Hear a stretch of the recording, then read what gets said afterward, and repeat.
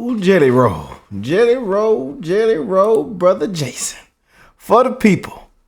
Yes, indeed, man. Beautiful people around the world and keep climbing family. I hope everyone is blessed, well, and healthy, and that nothing but the best is going on in all you beautiful people's life, man. So many of you guys sent this to me. And not this video from CountryCast, but I knew CountryCast covered it. And as soon as I looked it up, CountryCast is one at the top. So I was like, let me check out my boy's video. But yeah, man, this is pretty powerful. So I'm not gonna waste no time. Let's just jump right into it. If you're new to the channel, hey man, y'all know we love some Jelly Roll. We've got amazing Jelly Roll reactions on the channel. First time hearing. We had a blast. Checking him out for the first time last year, and just blessed to have y'all, man, on this channel, the Keep Coming family, man. Would have never heard of Jelly Roll or checked out Jelly Roll if it wasn't for you guys. So hey, I really do appreciate y'all, man. But let's check this out. Jelly Roll gives powerful testimony before Congress on the fentanyl epidemic. So, and y'all know that is very a very big thing, especially in today's world, you know, with fentanyl. So, hey, let's check it out. Today in Washington, D.C., where he testified on the fentanyl epidemic that is sweeping the nation. As we know, Jelly has been a voice for those who struggle with addiction and makes it a point to use his platform for the betterment of mankind. Jelly, yes indeed, yes indeed. Who has also been very public about his troubled past, admitted during the hearing that it may be a paradox that he is the one sitting before Congress, but it was a person with his perspective that was right for the job. And how right Jelly Roll was, because this testimony is very powerful. So without further ado, here is Jelly's testimony to Congress. Start with Mr. DeFord. Welcome for your first committee hearing, I assume. Forgive me, I'm a little nervous. I'm used to having a rock and roll band behind me when I have a microphone in front of me. During the time that I've been given to share my testimony here, I think it's important to note before I start that in these 5 minutes I'll be speaking that somebody in the United States will die of a drug overdose, and it is almost a 72% chance that during those 5 minutes it will be fentanyl related. Having started that way, Chairman Brown, Ranking Member Scott, and esteemed committee members, thank you for having me. I know this is a bit of a curveball, but I like a little baseball myself. Ha! My name is Jason DeFord, but to most I am known as Jelly Roll. It is important to establish earlier that I am a musician and that I have no political alliance. I am neither Democrat nor Republican. In fact, because of my past, my right to vote has been restricted. Thus far, I have never paid attention to a political race in my life. Woo! Ha! Ha! Ha! Jelly Roll, I love you, boy. You're gonna make me cry. Y'all know on this channel, man, we don't care what you look like, what you smell like, what the color of your skin is. We don't care if you're Democrat, if you're Republican. We do not care. I want to tell you that you're loved, and we're wishing the best in everybody's life. And that is my simple motto on motivation, on why I come on here every single day, man, to spread love to you guys. You know what I'm saying? Jelly Roll and got me in them. He got me feeling good, man. And again, this is my first time checking. My first time checking it out. I seen short clips on Instagram and Twitter, but this is like my first time checking out the full thing. So I'm sorry, y'all. Let me calm down. But man, he started it off with. I like that he started it off with the facts. You know, respect and facts. That's all it comes down to. You know. Ironically, I think that makes me the perfect person to speak about this because fentanyl transcends partisanship and ideology, gentlemen and women. This is a totally different problem. And I was speaking outside to the media, and I gave them a statistic that said 190 people a day overdose and die every single day in the United States of America. That is about a 737 plane. That's what about a 737 aircraft can carry. Could you imagine the national media attention it would get if they were reporting that a plane was crashing every single day and killing 190 people? But because it's 190 drug addicts, we don't feel that way. Because America has been known to bully and shame drug addicts instead of dealing and trying to understand what the actual root of the problem is with that. But the sad news is that that narrative is changing too, because the statistics say that in all likelihood, almost every person in this room has lost a friend, family member, or colleague to the disease known as addiction. I've attended more funerals than I care to share with y'all.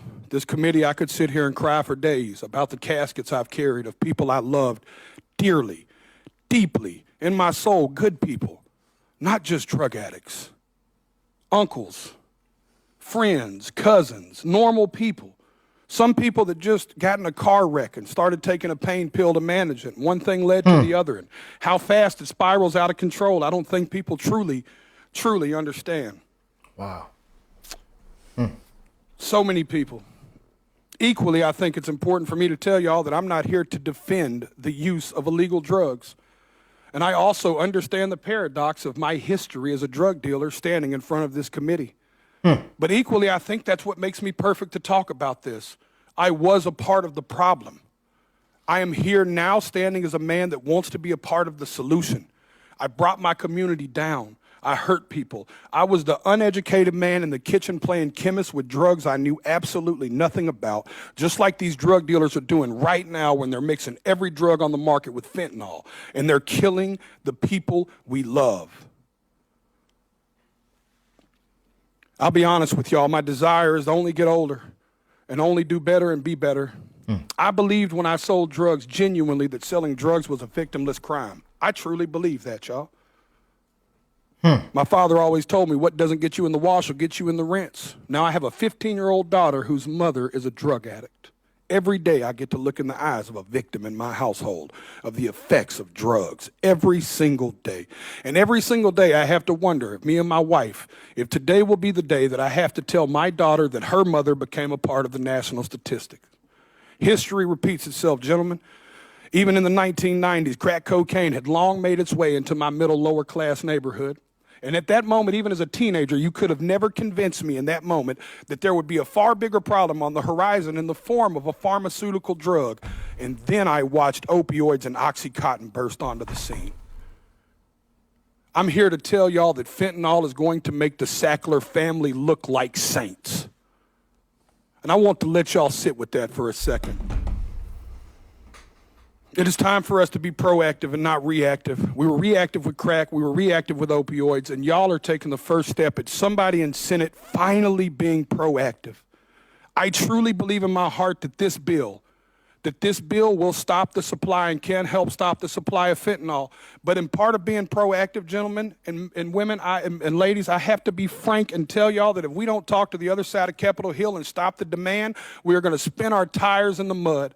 Y'all are taking the first step, but I encourage you to take it outside of this room and you take it to your colleagues and your constituents and you give them the most that you can.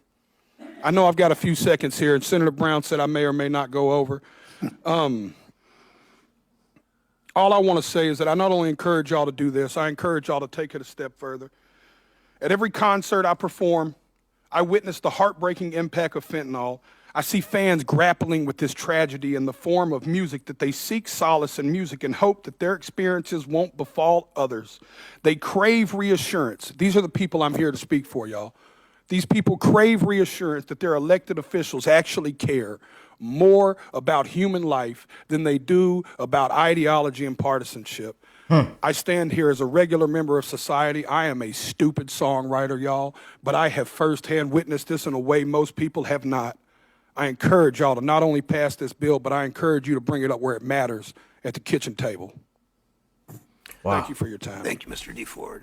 Wow. If there was ever an artist in the music business or entertainment business that really is working to make a difference with not only his music, but with philanthropy, it's Jelly Roll. The man is truly changing lives on and off the stage, and it makes me proud to be a fan of Jelly and to have him in country music. You know, watching Jelly Roll go into Washington, D.C. and sit in front of Congress and have to testify after the past that he has had But we That's all powerful, know that bro. Jelly Roll has clearly changed, and he really does truly care about making a positive change in the world. But to go into Washington, D.C., where I am sure it is a very intimidating atmosphere, and to be asked to come and speak on behalf of an epidemic that is sweeping the nation, that has affected so many families, so many personal lives, with so many lives lost, it speaks to his character, and really it proves that he does strive to continue to make therapeutic music for real people with real problems. Hats off to Jelly. As always, thank y'all for tuning in. Salute to Jelly, y'all. Y'all comment down below how y'all feel about that one. How y'all feel about it. I know I'm pretty late.